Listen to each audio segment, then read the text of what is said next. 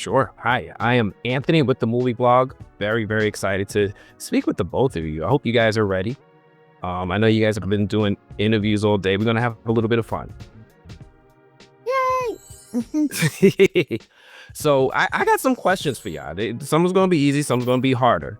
So this one, either of you can answer this one. Both ideally. When your friends or family who are not like film nerds text you, what is this movie actually about? What do you say to them after you've been living with it for a while to get them excited? You mean before they've seen it?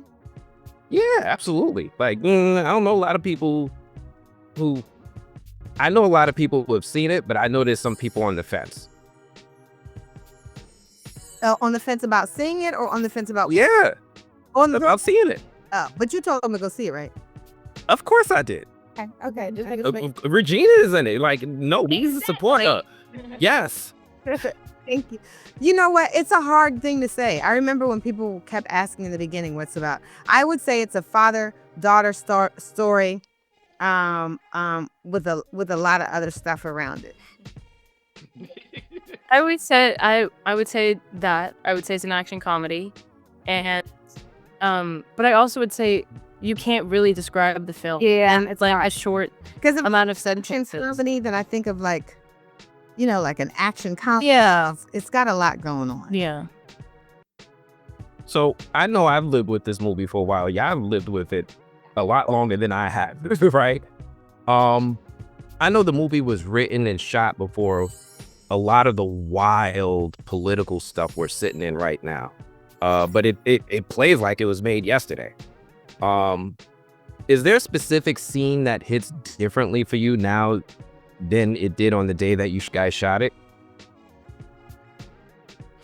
Well, I certainly know, for me, like the opening of the scene, you know what I mean? It hits differently what they're doing, the purpose of the French 75 when they're, in the mission. And then every time I hear the Christmas adventurers talk, it's different too. I feel like it's, especially with the Christmas adventures for me, because I wasn't in any of the 75 scenes, and I mean, I also was not in any of the Christmas adventure scenes, to be fair. No, me neither. But well, it'll be in those. They're not letting us in the Christmas adventure scenes. But I think getting to like see those scenes, especially with that group of people, are so tremendous. They were so incredible and funny, but seeing that it's absurd. Yeah, it's really absurd. It is, and they're so good. And it's like you don't even, I think what Paul is genius at is you walk away with the reality, but you don't walk away with anger, right? You still have the joy of the ride of the movie.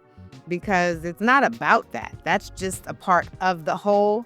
And the irony, because Lockjaw wants to be a part of the Christmas adventures. The only thing he wants more than that is for free. That's kind of ironic in and of itself. I was like, all right, he's going to be like, how does that go together?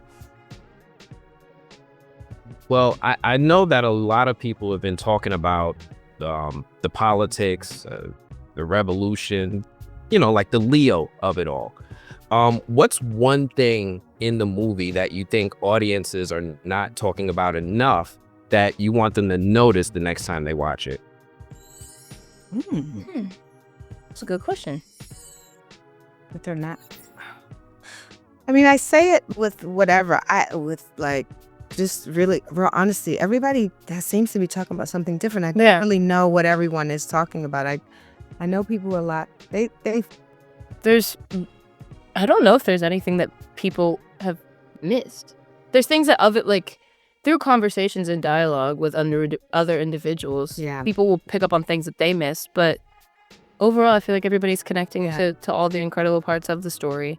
I do love that scene with Leo, though, when he's talking about history.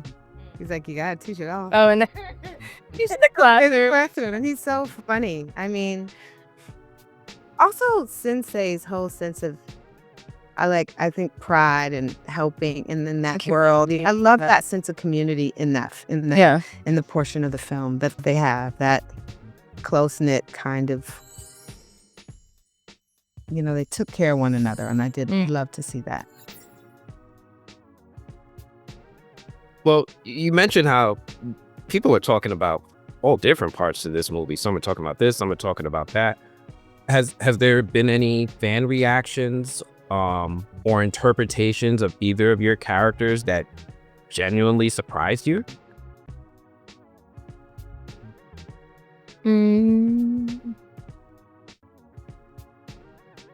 I can't say surprised. But I can't. You know what? I'm always surprised when people ask me, did Deandra, did she rat? I've had a few people ask me, was I a rat? Was she a rat? Were you? No.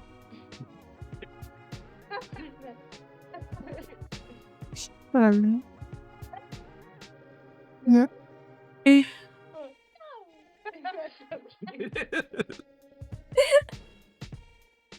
All right. Well, Willa, I this one is for you. This one is for you. I want you to speak up now. Come on. Okay, I'm sorry. I'm laughing. Ready? All right. Now, I saw in other interviews that you talked about how you and Paul really workshopped Willa. Can you share one very specific memory you invented for her that really never appears in the movie, but maybe guided you as you played her? Appears in the movie. You threw me a curveball with the end of that question. I was like, okay, I know what's in the story that wasn't there from original versions, but there's things that you don't outwardly see or outwardly notice, but that come from those conversations with Paul. And I think also in tandem it goes with her her karate training, because there's a certain level of how would you describe it? The way that she carries herself through her mixed martial arts and the way that presents itself throughout the film. That was something that we had talked about, and what aspects of that training in her life has carried on forward through the rest of the story. And you see that with how quick she is on her feet and how she can adapt to things at an insane pace. And that's also a mirror to her and Perfidia as well. But that's something that isn't outwardly said, but was a big point of conversation between the two of us.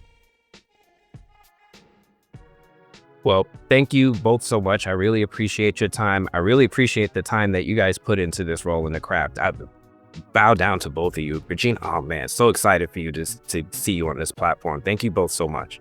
Thank you, Anthony. Thank you. All right.